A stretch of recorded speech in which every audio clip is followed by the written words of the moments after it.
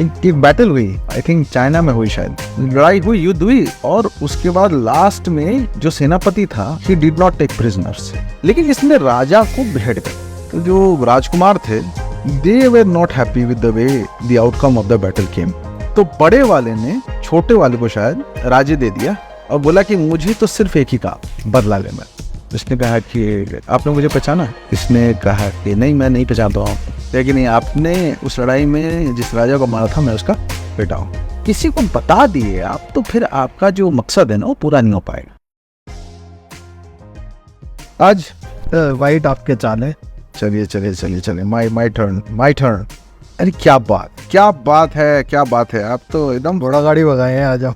जानते हैं ये basically this is a battlefield, right? Battlefield में अगर कोई मारा जाए तो obviously there can be some resentment in the people who are after the person, मतलब जो बच जाते हैं, फैमिलीज वाले। तो वो एक बड़ा पेनफुल चीज होती है जिसको कि ना बहुत कम राइटर्स ने डील किया, लेकिन ज़ेन ने डील किया।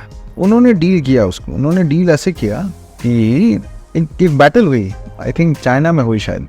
तो उसमें एक राजा ने किसी दूसरे राज्य पे हमला किया। तो वहां का जो सेनापति था वो बड़ा वीर था। लड़ाई हुई, युद्ध हुई, और उसके बाद लास्ट में जो सेनापति था he did not take prisoners including the king. और उसके बाद उसने हरा दिया, राजा को भी बेहेड कर दिया या मार दिया, जैसे भी किया उसने। उसके बाद फिर कुछ ट्रीटी साइन हुई और कुछ पार्ट जो इनको एनेक्स करना था इन्होंने अपना एनेक्स कर लिया और बाकी उसका राज्य को छोड़ दिया। अच्छा, जो जनरली होता था, आप वाइप आउट नहीं करते थे। जितना चाहिए, जिस चीज के लिए, जिस पार्ट के लिए आपकी लड़ाई वो आपने अपना ऑब्जेक्टिव अचीव किया, फिर आप अपने निकल गए। लेकिन इसने राजा को बेहेड कर, तो उस राजा का एक बेटा था, एक या शायद दो बेटे थे। तो जो राजकुमार थे they were not happy with the way the outcome of the battle came. तो बड़े वाले ने छोटे वाले को शायद राज्य दे दिया और बोला कि मुझे तो सिर्फ एक ही काम, बदला लेना, और प्रतिशोध की ज्वाला, मुझे बदला लेना कि मतलब द बैटल वाज ओवर। तब उसने इतना ब्रूटल काम किया तो क्या हुआ कि he renounced everything and became a monk। अच्छा, मंक कह लीजिए या वॉन्डरर। और वो खोजना शुरू किया कि कहाँ गया वो सेनापति दूसरे एम्पायर का। खोजते उसको 4-5 साल लगे, उसके गांव पहुंचा। वो खोजते जब उसके गांव पहुंचा तो उस गांव में वो अपना रहता, खेती वेती करता था, जो ये था सेनापति जो था। और वो जब ये पहुंचा ना तो वो कुछ खोद रहा था। तो जब खोद रहा था तो इसने जाकर के पूछा उससे कि आप वही हैं? फिर बेचारा उठा हुआ था कि हाँ मैं वही, आपने वो लड़ाई लड़ी थी पता। तो इसने कहा कि आपने मुझे पहचाना? इसने कहा कि नहीं, मैं नहीं पहचानता हूँ। लेकिन नहीं, आपने उस लड़ाई में जिस राजा को मारा था मैं उसका बेटा हूँ। इसने कहा कि अच्छी बात है। ये कहा कि आपको पता है मैं किससे आया? कहा हाँ, I can figure it out. तो उसने कहा कि तो व्हाट डू यू से? तो बोले कि on 2 conditions I will hand myself to you. एक तो I am building this road from my village to the main road. तो ये रोड मुझे बनानी है, ये मुझे बना लेना, तो ये मेरे लाइफ का बड़ा इंपॉर्टेंट काम है। And that is the reason I left the army. I handed over all the range to my next in command and I am doing this. तो let me complete this work.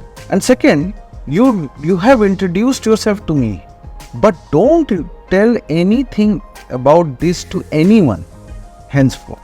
You stay with me. किसी को बता दिए आप तो फिर आपका जो मकसद है ना वो पूरा नहीं हो पाएगा। Of course, आप मेरी टेरिटरी में हो। आप मेरी टेरिटरी में, आप मुझे चैलेंज कर रहे हैं। मतलब he was quite a celebrated general।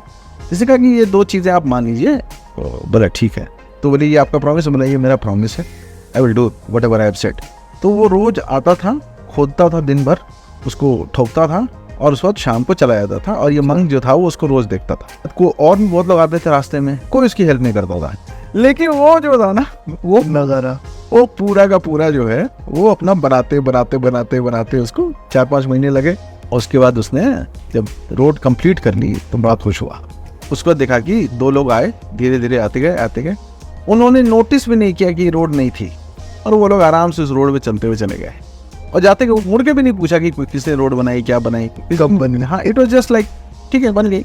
This man was absolutely satisfied कि एग्जैक्टली इसी तरीके से ये रोड बनना था कि it should be the obvious choice of taking the road. उसके बाद ये मंक की तरफ गया, बोलता है कि आई एम हियर, रेडी, आप वी कैन डिस्पैच मी।